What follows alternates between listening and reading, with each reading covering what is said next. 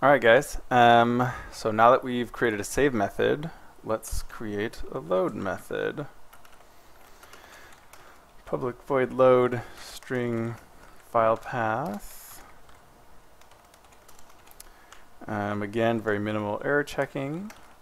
If they sent us nothing, let's just get out of here. Okay, so what's going to happen is I'm going to pick out the values from our XML, specifically using XPath syntax. It turns out the way I do it, I'm going to always be referring to the same property of whatever node, whatever single node is queried out by the XPath. So what I'm going to do is create a little private method which will kind of wrap all this up into one sweet deal for me. First, let's go down to the private data and add a private XML document, call it doc, and initialize it to null. All right, let's hide that. Now when we load, let's say doc, oh sorry, we're going to need, doc.load file path. Okay. Now we're going to do a bunch of processing here, so let's load from XML. And let's quote unquote release. So last thing I'm going to do is set doc equal to null. Okay. So that should free up the actual reference and sort of free it from memory, let the garbage collection take care of it. Okay. Now to process this, what I'd like to do is just create the XPath I want and call this method, and it's just going to fetch that value that I care about and return it to me as a string. Okay, so let's add that method here. Private string, and let's call it, I don't know, XPath value, and we will pass in a string XPath. Okay. Now, here's what we're going to do. XML node is going to equal doc dot select single node based on this XPath. Okay? So as long as we have a valid XPath, this should select precisely the node we care about and stuff it into this node variable. I'll do some error handling. If node is null, sorry, node, let's throw new argument exception, and let's call it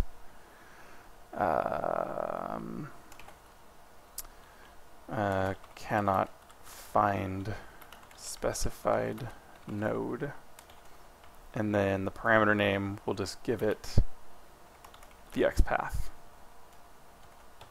Okay. Okay. So, oh, you know what? So this isn't going to do anything until we actually set doc to be a document. So, sorry, I just noticed this. In the load method, before we attempt to actually load it, we need to set this equal to a new XML document. Okay? Otherwise, the class is just pointing to null. It actually is nothing. And this load method is going to bomb. Okay, so back to our private string XPath value. So we'll get a null if it can't find it.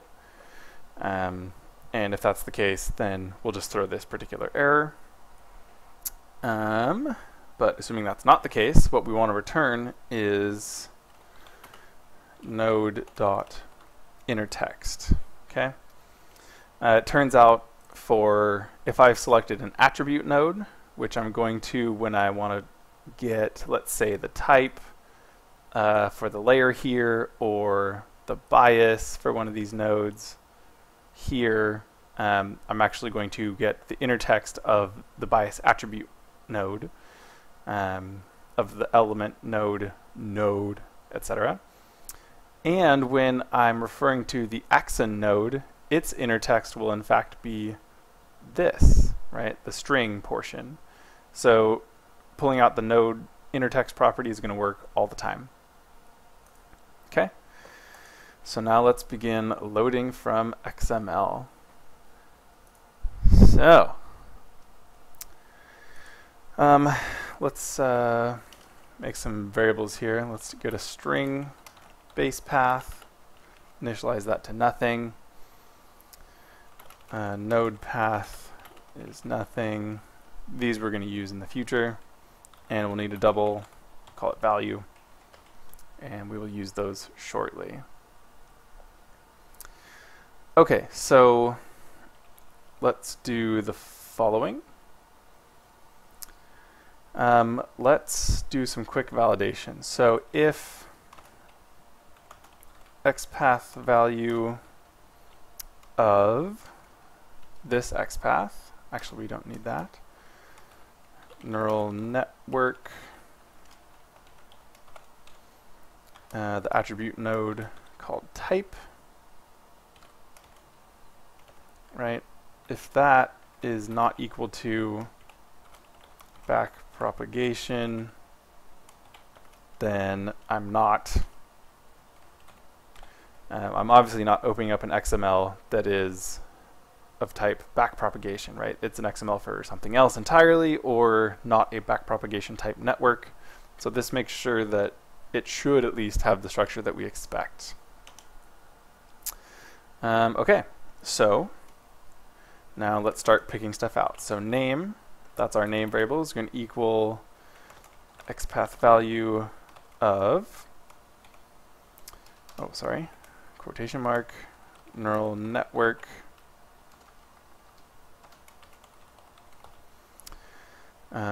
slash parameters slash name. Okay. But what am I really about to do? I'm about to pull a bunch of junk out of this parameters node, right? Because that's what I'm going to parse first. So it's really going to be always neural network slash parameter slash something. So let's go ahead and do this. Let's make the base path equal to the base path that brings us inside the parameters node. Okay? So it's going to be base path plus name. All right. Now, what else? So what's next? The input size. Now, input size is a string, or I'm sorry, is an integer. So what we're going to do is the following. Input size is going to equal XPath value of the base path. So right now that's parameters plus the input size node. Okay. Dot to, oh shoot, you know what? I did this totally wrong. So this, what I have highlighted right now, is the string that it's about to return. Okay, so this should be a string form of an integer. So what I want to do instead, I can't cast it like the dot to int. I need to do int dot try parse this string, which is the input size, out to our input size integer. Okay, delete this equality.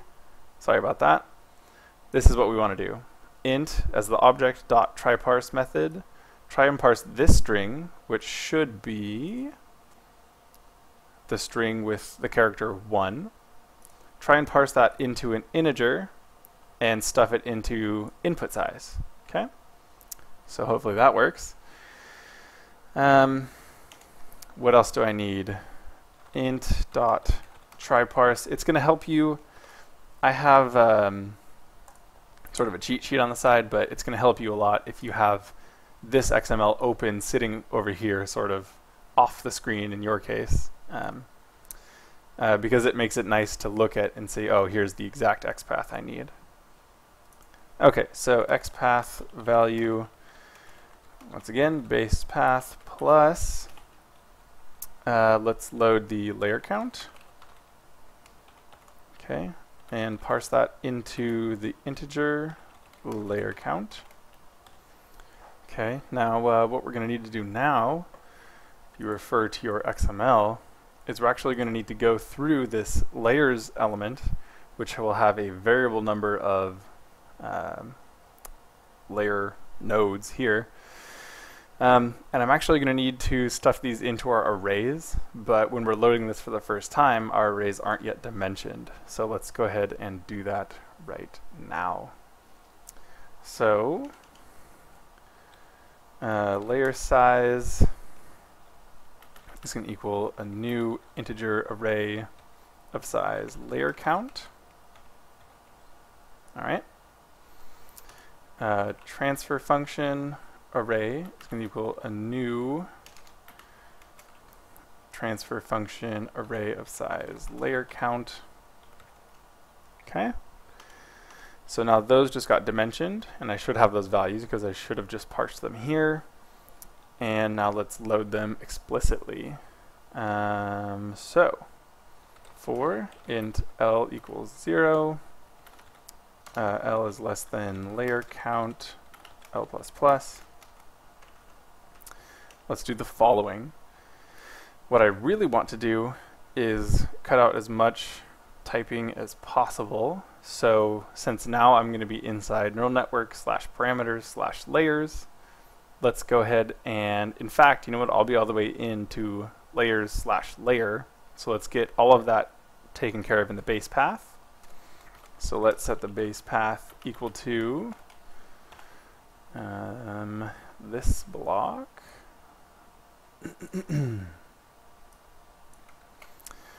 So /parameters /layers /layer. So this will get me as far as right here. So that'll get me into this layer node. But I want to pick out the particular layer node that I'm concerned with, right? This index here is based on the layer we're referring to, L. All right. So size, this I want to parse into an integer. This should be the most familiar, so let's go ahead and do this one first. Okay, int dot try parse xpath value base path plus, well, what do I need? I'm in the layer, but I want the one with a specific index attribute. Right, so it has an index attribute, and it happens to be equal to, what is it equal to? Well, it's equal to L. Okay, plus, and then let's close off that attribute. So that specifies the particular node that we're concerned with, the one that has index L, and what I want to fetch is the size attribute, this guy right here that's highlighted. So let's select the attribute node that has name size. All right. So that should return the inner text from there. And I want to put that into layer size of L. All right. Just like that. Now the next thing I'm going to parse is a little more complicated. Right. It's this type value here. But what you see written here is rational sigmoid, and this is just the enumeration value. So what I really need to do is turn that back into something that makes sense to our neural network. And there's a way to do that, of course. So let's go enum dot try parse. Now I need to tell it what kind of enumeration I'm trying to parse into, and this is going to be a transfer function. Okay, and then the rest of it is exactly as you would expect. So base path plus the node, which has an index. I'm just going to copy it because I'm lazy. Right here, copy, paste, except instead of looking at the size, I want to fetch the type.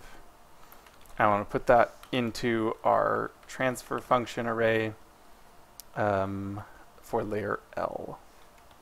Okay, so that is it. So that should parse all the way up to our layer nodes. Okay, so in the next video we're going to do the weights, and that should wrap it up.